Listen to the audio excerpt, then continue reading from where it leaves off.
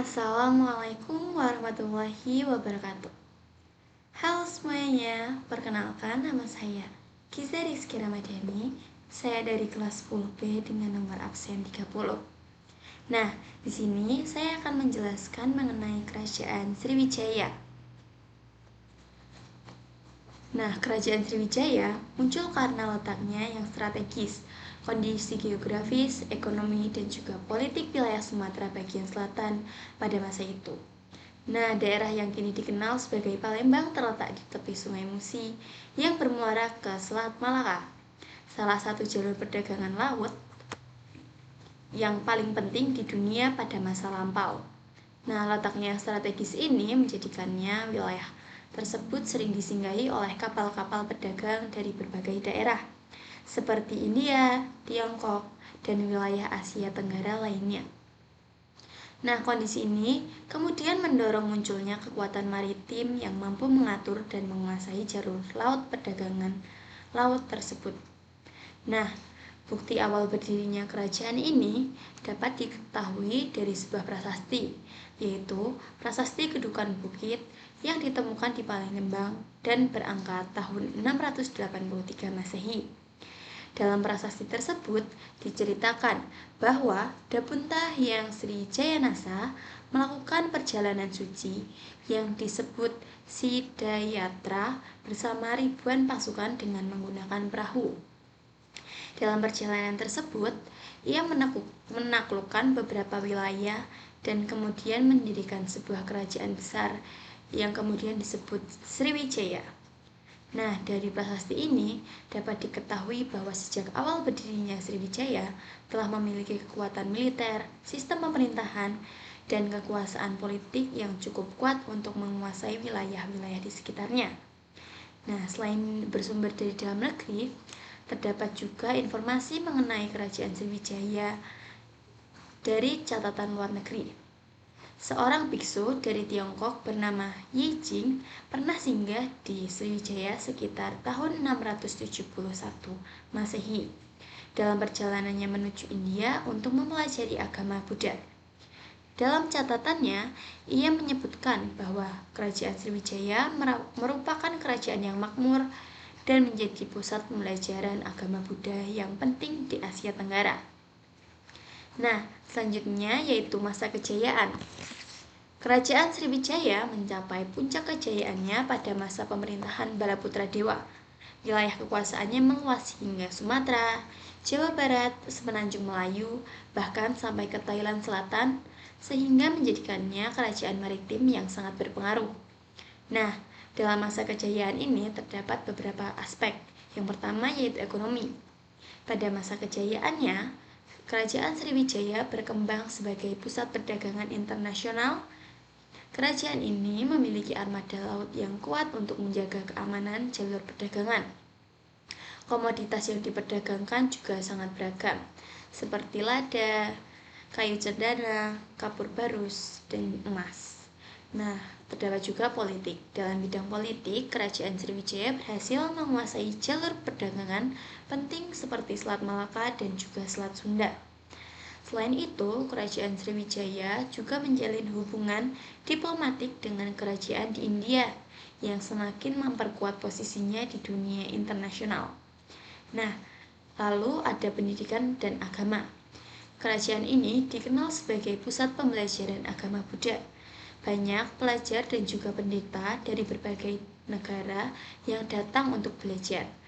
Hubungan dengan Universitas Nalanda di India menunjukkan bahwa Kerajaan Sriwijaya memiliki peran besar dalam perkembangan pendidikan agama Buddha. Yang terakhir yaitu kehidupan sosial dan budaya. Kehidupan masyarakat Sriwijaya sangat dipengaruhi oleh ajaran agama Buddha.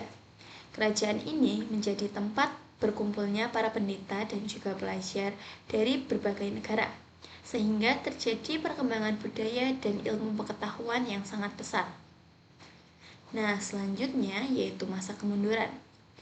Kerajaan Sriwijaya mulai mengalami kemunduran sekitar abad ke-11 hingga abad ke-13.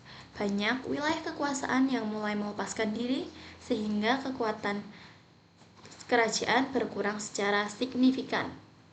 Nah, kerajaan ini mengalami keruntuhan karena Kerajaan Kolomandala melakukan penyerangan sebanyak 2 kali pada tahun 1007 dan 1023. Kekalahan yang dialami kerajaan ini membuat perekonomian semakin melemah karena perdagangan yang sering berjualan terus berkurang. Bukan hanya itu, kekuatan militer kerajaan ini juga ikut melemah sehingga membuat beberapa daerah melepaskan diri dari kerajaan Sriwijaya. Alhasil, kerajaan ini runtuh pada abad ke-13 Masehi. Nah, selain itu terdapat beberapa faktor lainnya. Yang pertama yaitu serangan dari Jawa. Pertikaian antara penguasa Jawa dengan Sriwijaya terjadi karena memperebutkan kawasan lalu lintas perdagangan di sekitar Selat Malaka. Nah, yang kedua yaitu pendangkalan Sungai Musi yang terjadi karena perubahan kondisi tanah sehingga mengakibatkan akses pelayaran ke Palembang yang tertutup. Lalu, yang terakhir yaitu masuknya pengaruh agama Islam. Nah, persebaran agama Islam yang dilakukan oleh pedagang dari Arab dan juga India. Nah, selanjutnya yaitu bukti peninggalan. Kerajaan Sriwijaya memiliki berbagai bukti peninggalan, mulai dari prasasti hingga sebuah bangunan. Nah, berikut contoh-contoh peninggalan Kerajaan Sriwijaya. Yang pertama yaitu Prasasti Kedukan Bukit. Prasasti ini ditemukan di Palembang dan berisi kisah perjalanan suci serta kemenangan Dapunta Hyang Sri Jayanasa dalam mendirikan Kerajaan Sriwijaya yang ditulis dengan huruf Pallawa dan berbahasa Sanskerta. Lalu yang kedua yaitu Prasasti Telaga Batu. Nah, prasasti ini berisi sebuah kutukan terhadap orang-orang yang tidak setia, berbuat jahat ataupun melanggar perintah raja di wilayah kerajaan Sriwijaya. Yang ketiga yaitu Prasasti Talang Tuwo. Nah, prasasti ini menjelaskan tentang pembangunan taman bernama Sri Ksatra pada tahun 684 Masehi oleh Dapunta Hyang Sri Jayanasa untuk kesejahteraan masyarakat dan juga makhluk hidup. Nah, yang keempat yaitu Prasasti Kota Kapur. Prasasti ini ditemukan di Pulau Bangka dan berisi kutukan bagi orang yang berani melawan ataupun melanggar perintah Raja Kerajaan Sriwijaya yang ditulis dengan aksara Pallawa dan berbahasa Melayu kuno.